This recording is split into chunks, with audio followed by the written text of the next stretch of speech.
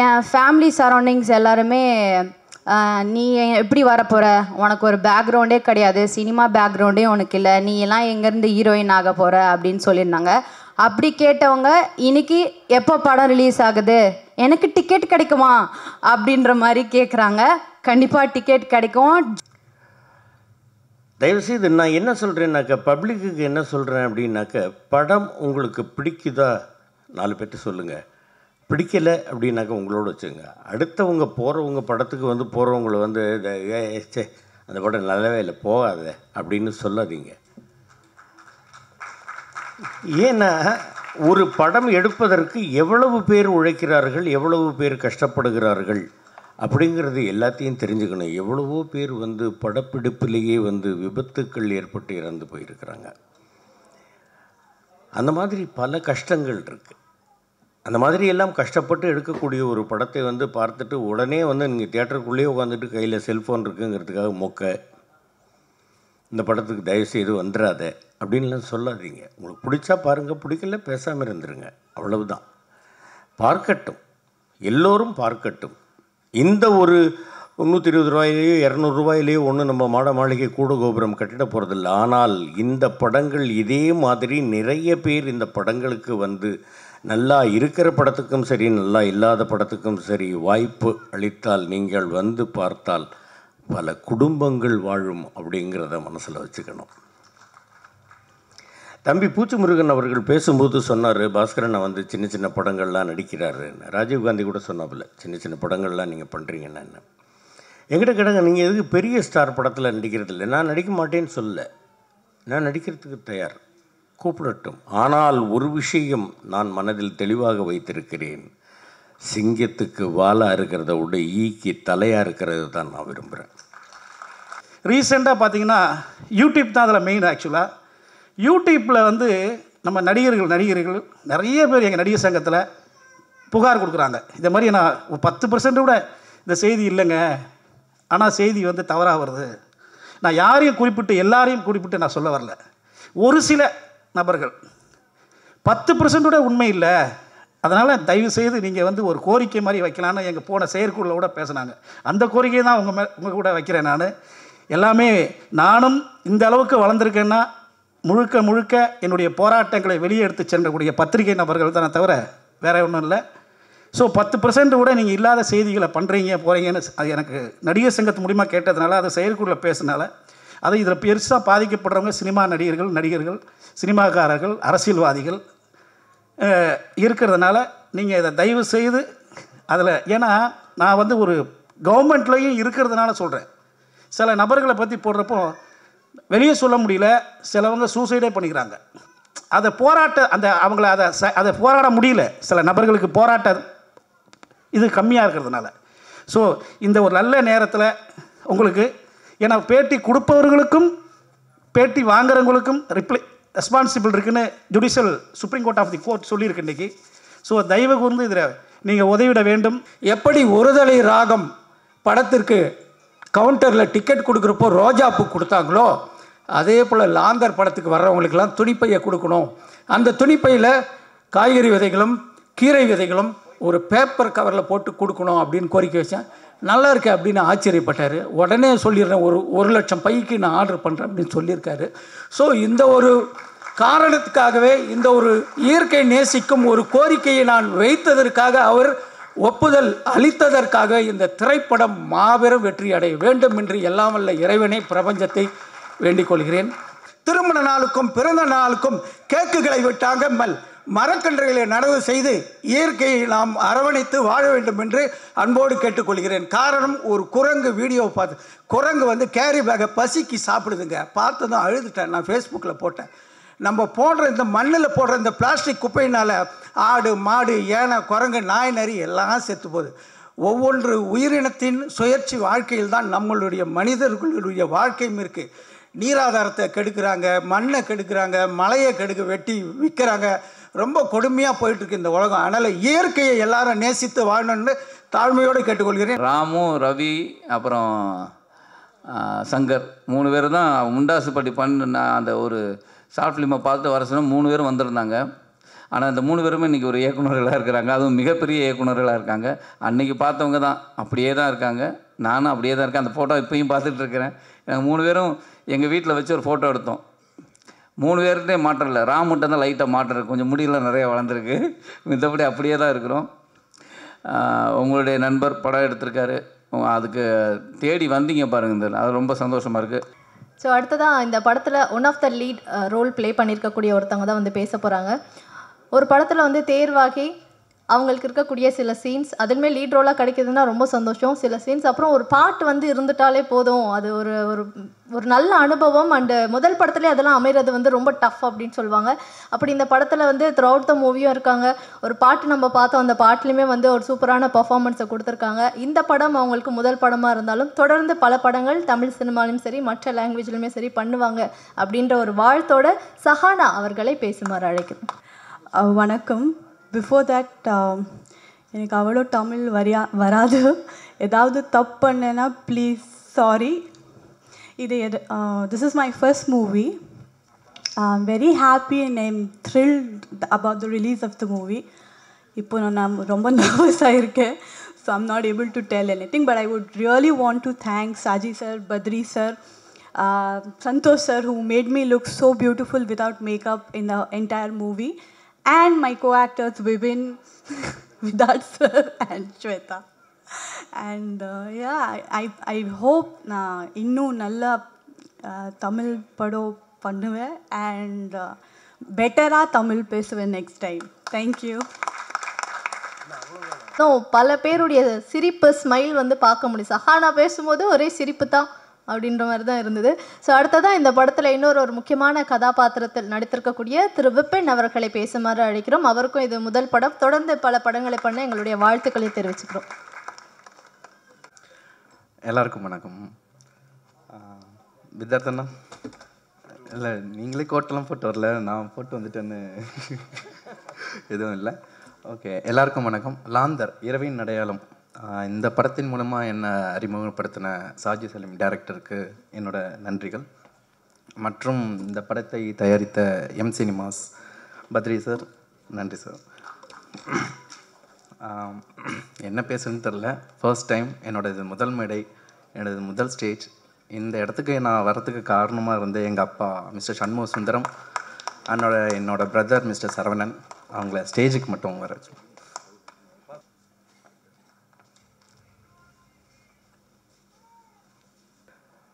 லாந்தர் இந்த படம் ரொம்பவே அருமையாக வந்திருக்கு.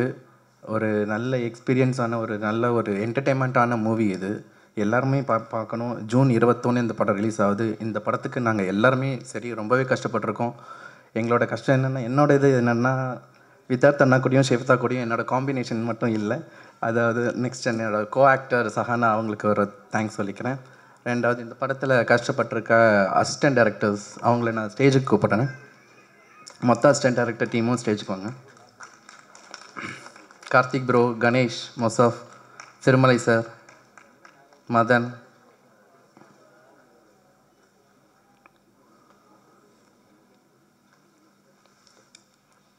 ஏன்னா இதில் நாங்கள் கஷ்டப்பட்டிருக்கிறத விட மொத்த அசிஸ்டன்ட் டைரக்டர் மொத்த டீமும் தான் கஷ்டப்பட்டிருக்காங்க. டைரக்டர் கூட சேர்ந்து நாங்கள் தூங்கிட்டு இருந்தாலுமே சரி, அவங்க ஒரு நிமிஷம் கூட அவங்க தூங்குனது கிடையாது. நாங்கள் தூங்கினதெல்லாம் அவங்கள பார்த்தது சாப்பிட்றதுக்கு ஒரு 5 நிமிஷம் கேப்பில் தான் அவங்க எல்லாருமே தூங்கியிருக்காங்க. அதனால் அவங்க கூட ஒரு ஃபோட்டோஸ் மட்டும் எடுத்துக்கலான்னு ஆசைப்பட்றேன்.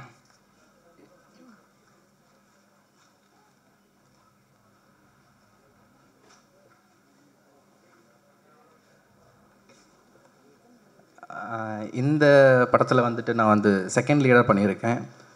எல்லோரும் போய் படத்தை பாருங்கள். உங்களோட லவ் அண்ட் சப்போர்ட் எங்களுக்கு எப்பயுமே தேவை. அதோட நான் பெருசாக மதிக்கிற பத்திரிகை ஊடக நம்பருக்கு என்னை முதல்க்கு நன்றியை தெரிவிச்சுக்கிறேன். தேங்க்யூ. வாழ்த்து வந்த அனைத்து நல்ல உள்ளங்களுக்கும், பத்திரிகையாளர் மற்றும் ஃபோட்டோகிராஃபர் அனைவருக்கும் என்னோட காலை வணக்கம்.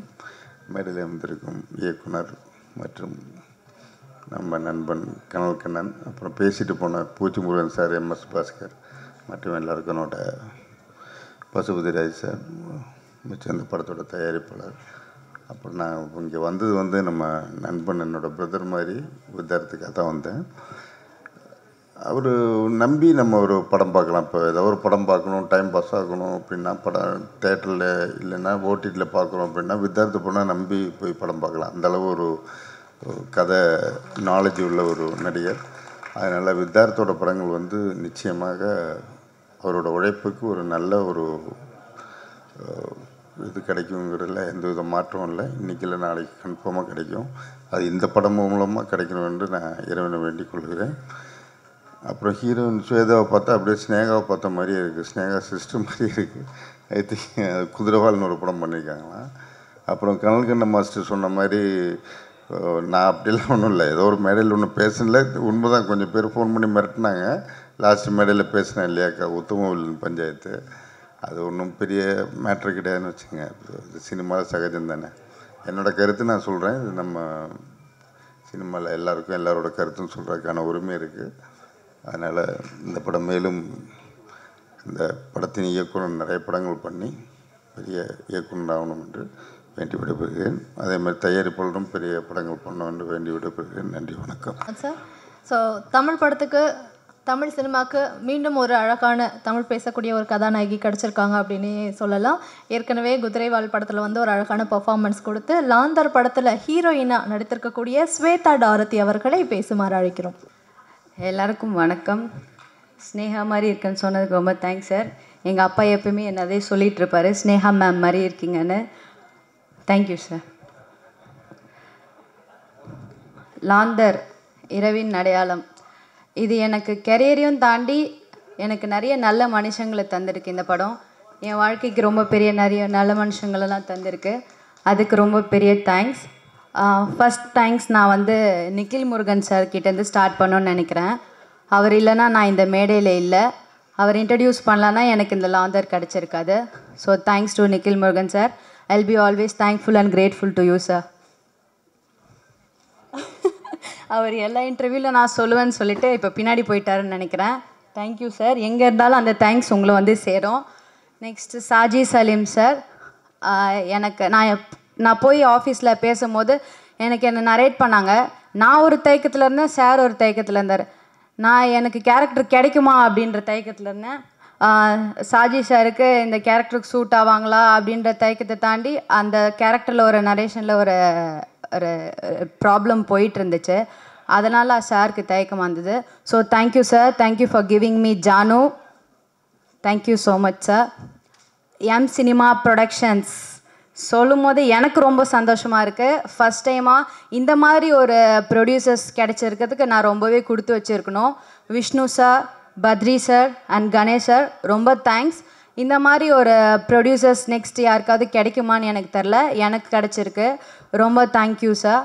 அண்ட் தென் ஞான சவுந்தர் சம்சான், நான் அப்படி தான் கூப்பிடுவேன் அவரை.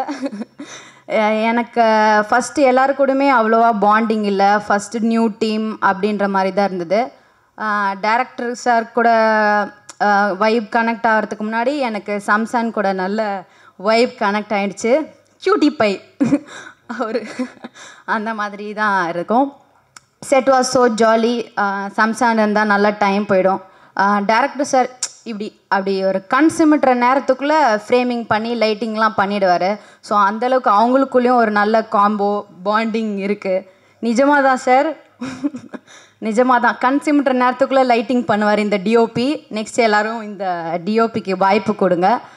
Next assistant directors Karthi bro, Vinodhini, Ganesh bro, மிச்ச எல்லா அசிஸ்டன்ட் டைரக்டர்ஸுமே ரொம்ப தேங்க்ஸ். டைரக்டருக்கு அசிஸ்டன்ட் டைரக்டர்ஸ் ரொம்ப சப்போர்ட்டிவாக இருந்தாங்க.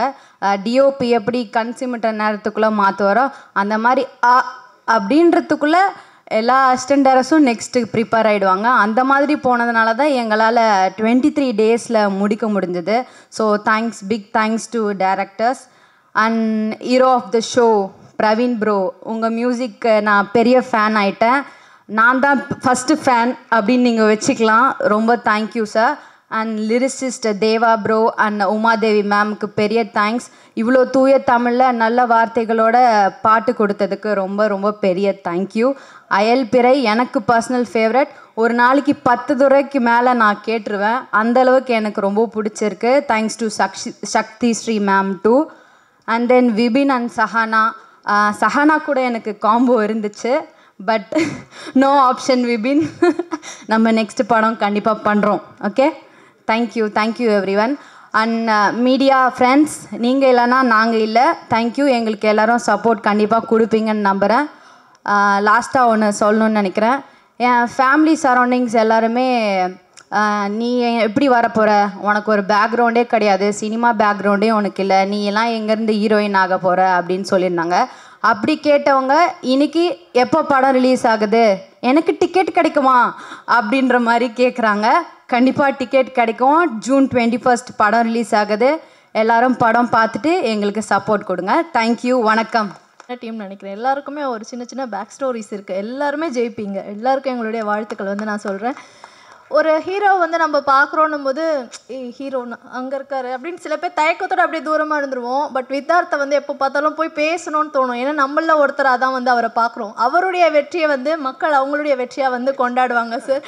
ஸோ உங்களுக்கு மிகப்பெரிய வாழ்த்துக்களை சொல்லிட்டு சாருக்கு ப்ரிப்பேர் பண்ணி வச்சதை பேச விடல, நீங்களே பேசுங்க சார்.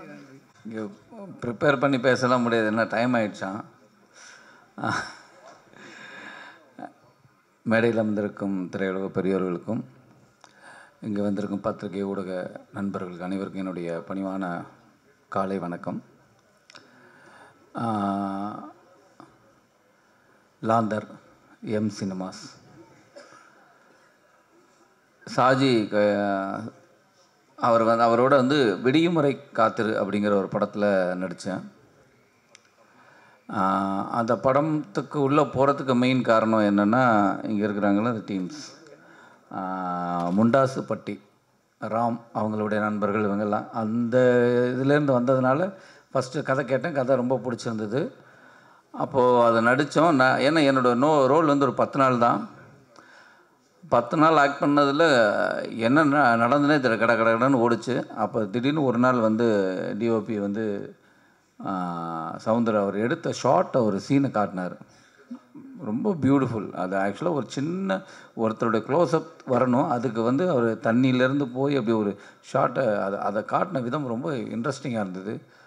என்னங்க பயங்கரமாக இருக்குன்னா, அது விக்ராந்துக்கு வச்சுருந்த ஷார்ட்டு ரொம்ப பிரமாதமாக இருக்கு, எனக்கு நல்லா இருக்குமா அப்படின்னா, இல்லை நல்லாயிருக்கும் சார் அப்படின்னா. அப்புறம் அடுத்த நாள் ஒரு சீனை கட் பண்ணி காட்டினாங்க. ரொம்ப இன்ட்ரெஸ்டிங்காக இருந்தது. அந்த படம் எப்போ வரும்னு எனக்கு ஆவலாக இருந்தது. அது ஒரு 7 நாள் பேலன்ஸ் இருக்குது ஷூட்டு. அந்த படம் எப்போ கூப்பிடுவாங்கன்னு ஒரு இருந்திருக்க டயத்தில் தான் சாஜி வந்து வேறு ஒரு படம் கமிட் ஆகி ஷூட் போகிறாரு அப்படின்னு. அப்போ ஒரு நாள் ஃபோன் பண்ணார். ஃபோன் பண்ணபோது நான் வாழ்த்துக்கள் தான் சொன்னேன். அடுத்த வாரம் ஷூட் போகிறீங்க, என்றைக்கு ஷூட் போகிறீங்க அப்படின்னா. இல்லை சார் நெக்ஸ்ட் வீக் போகணும், அதான் ஒரு பிரச்சனை. என்ன அப்படின்னா, இல்லை ஹீரோட டேட்டு அப்படின்னா, வேறு ஒரு ஹீரோ இருந்தது, அதனால இப்போ எனக்கு ஒன்று இப்போ என்ன பண்ணும் அப்படின்னா, நான் பண்ணுமா அப்படின்னு. ஏன்னா எனக்கு ஃபோன் பண்ணும்போது நான் பண்ணணுமா அப்படின்னா. ஆமாம் சார் அப்படின்னா. அப்போ நான் கேட்டேன், ஏன் நீங்கள் முன்னாடியே வரல அப்படின்னா. இல்லை சார் உங்கள் சம்பளம் அப்படின்னு. அப்போ இப்போ எப்படி கொடுப்பீங்க அப்படின்னு. இல்லை அதான் அப்படின்னாரு. சரி, ஏன்னா ஒரு இயக்குனர் வந்து ஒரு படம் பண்ணி அது வெளியில் வரத்துக்கு அதுக்குள்ளேயே சுற்றிட்டு இருப்பாங்க. அந்த டயத்தில் அந்த படத்தை விட்டுட்டு இவர் வேறு இடத்துலையும் போய் அசிஸ்டண்ட்டாகவும் ஒர்க் பண்ண முடியாது.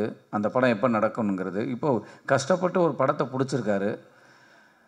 சரி, அதுக்கு நம்ம என்ன பண்ணலாம், நமக்கு அப்படி ஒரு நிலைமைகள்லாம் வந்த விஷயந்தான். சரி, நான் பரவாயில்ல, அதை விட்டுருங்க, நீங்கள் என்ன சம்பளம் தரீங்களோ ஓகே நான் பண்ணுறேன், ஓகேன்னு சொல்லிடுங்க அப்படின்னா.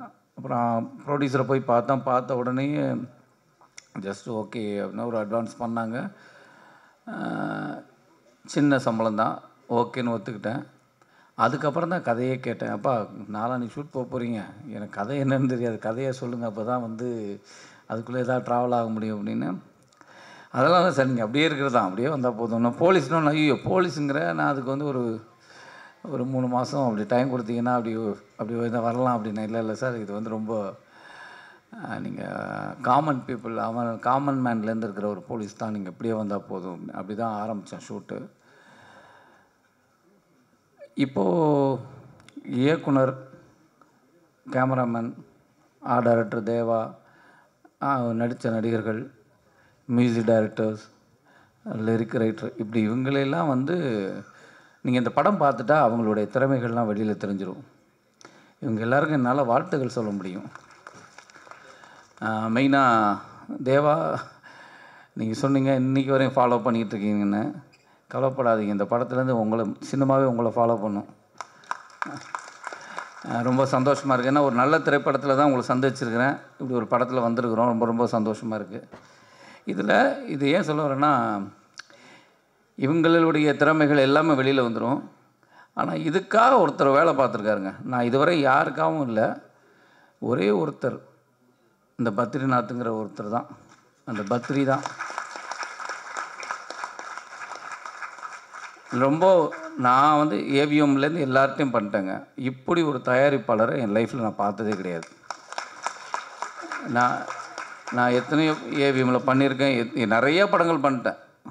விஜயா ப்ரொடக்ஷனில் பண்ணியாச்சு, பெரிய பெரிய ப்ரொடியூசர்ஸ்லாம் எல்லாம். அதுக்கெல்லாம் அவங்களெல்லாம் இதுவாக சொல்லலை. ஆனால் இவரை பார்க்க ரொம்ப சாதாரணமாக தெரியுது. ஆனால் அவ்வளோ பெரிய ஆள் அவர், அவ்வளோ பெரிய ஆள். ஆனால் அவங்க வீட்டில் அவங்க மனைவி இருக்காங்க, அவங்க பையன் தனுஷ், இவங்கெல்லாம் வந்து பார்த்திங்கன்னா ரொம்ப சாதாரணமாக எனக்கு ரொம்ப பிரமிப்பாக இருக்கும். இவ்வளோ பெரிய ஆளுங்க வந்து ரொம்ப சாதாரணமாக இன்றைக்கி வரையும் இருக்காங்க. சரி, இவர் அவ்வளோ பெருசாக இருக்கட்டும். இவரை சுற்றி கிட்டத்தட்ட இவர்கிட்ட எனக்கு தெரிஞ்சு நான் இவருடைய ஒரு 1000 கணக்கான நண்பர்களை பார்த்துட்டேன். இவர்கிட்ட வேலை பார்க்குறவங்க நண்பர்களாக. ஆனால் அத்தனை பேரும் இவர் நல்லா இருக்கணும்னு எல்லாரும் கும்பிட்றாங்க. ஒரு தொழிலாளி வந்து முதலாளி நல்லா இருக்கணும்னு கும்பிட்ற ஒரு முதலாளிங்க அவர். நான் அதை வந்து நான் ஒவ்வொரு தரமும் நான் ரொம்ப உருகி வேண்டிக்கிற ஒரே விஷயம் என்னென்னா, இப்படி ஒரு மனிதர், அவர் சினிமா மேலே அவ்வளோ பேஷன் இருக்குது, ஜெயிக்கணும். அதுதான் என்னுடைய நான் ப்ரேயர் பண்ணுறதே. இந்த படம் எங்களுடைய திறமைகள் பூரா வெளியில் வந்துடும். நாங்கள் என்ன பண்ணியிருக்கோம், இதை பண்ணியிருக்கோம், நீங்கள் படம் பார்த்து கமெண்ட் பண்ணி எல்லாம் சொல்லிடுவீங்க. அவங்களுக்கு இந்த படத்தோடைய திறமைகளை வச்சு எல்லாருக்குமே ஒரு வேலை கிடச்சிரும். ஆனால் இந்த தயாரிப்பாளர் ஜெயிச்சார்னா கண்டிப்பாக 50ல் 100 படம் பண்ணுவார். அவ்வளோ சினிமா மேலே ஒரு ஆவல் இருக்குது. கண்டிப்பாக சார், நீங்கள் உங்கள் எண்ணத்துக்கே நீங்கள் பெரிய சினிமாவில் சினிமாஸ் வந்து ஒரு பெரிய வெற்றியை கொடுக்கும். அது எனக்கு பெரிய நம்பிக்கை இருக்குது. கண்டிப்பாக நான் அவர்கிட்டே சொன்னேன், நான் உங்கள் சினிமாக்கள், அடுத்த சினிமாக்களில் நான் நடிக்கிறேன்னா நடிக்கலாம் பிரச்சனை இல்லை. நல்ல கதை நல்ல படம் இருந்தால் நான் உங்களுக்கு சொல்கிறேன், நீங்கள் வேறு ஆக்டரை வச்சு கூட பண்ணுங்கள், ஆனால் நீங்கள் பெருசாக வாங்க, அப்படி தான் சொன்னேன். நான் வந்து டக்குன்னு இப்படி ஒருத்தரை அவரை வச்சு பண்ணணும் அப்படிங்கிறலாம் இல்லை. இந்த சினிமா அவரோட எண்ணம், அவர் பெருசாக வரணும். இந்த சினிமாஸ் மிகப்பெரிய வெற்றி அடைய எல்லாம் வல்ல இறைவனை தான் நான் கேட்டுக்கிறேன். உங்களுடைய வாழ்த்துக்களோட என் உரையை முடிச்சுக்கிறேன். டைம் ஆயிடுச்சுன்றாங்க, நிறைய சொன்னால். அப்புறம் இதில் இருக்கிற பங்கெடுத்த மெயினாக வந்து எனக்கு பிடித்த இயக்குனர்கள்லாம் எங்கே இருக்கீங்க? ரவி சார், ஆக்சுவலாக அவர் சொல்லணும், ராமு, ரவி, அப்புறம் சங்கர் 3 பேர் தான் முண்டாசுப்பட்டி நான் அந்த ஒரு ஷார்ட் ஃபிலிமை பார்த்து வர சொன்னால் 3 பேரும் வந்திருந்தாங்க. ஆனால் இந்த 3 பேருமே இன்றைக்கி ஒரு இயக்குனர்களாக இருக்கிறாங்க, அதுவும் மிகப்பெரிய இயக்குனர்களாக இருக்காங்க. அன்றைக்கி பார்த்தவங்க தான் அப்படியே தான் இருக்காங்க, நானும் அப்படியே தான் இருக்கேன். அந்த ஃபோட்டோ இப்போயும் பார்த்துட்டு இருக்கிறேன். நாங்கள் 3 பேரும் எங்கள் வீட்டில் வச்சு ஒரு ஃபோட்டோ எடுத்தோம். 3 பேர்கிட்டே மாற்றம் இல்லை, ராமுட்ட தான் லைட்டாக மாற்றம் இருக்குது, கொஞ்சம் முடியெல்லாம் நிறைய வளர்ந்துருக்கு. மற்றபடி அப்படியே தான் இருக்கிறோம். உங்களுடைய நண்பர் படம் எடுத்திருக்காரு, அதுக்கு தேடி வந்தீங்க பாருங்கள், அது ரொம்ப சந்தோஷமாக இருக்குது. இங்கே வந்த அத்தனை இயக்குனருக்கும் என்னுடைய மிகப்பெரிய நன்றி. உங்கள் ஆசீர்வாதத்தோடு இந்த படம் துவக்கட்டும், நடக்கட்டும். நன்றி, தேங்க்யூ.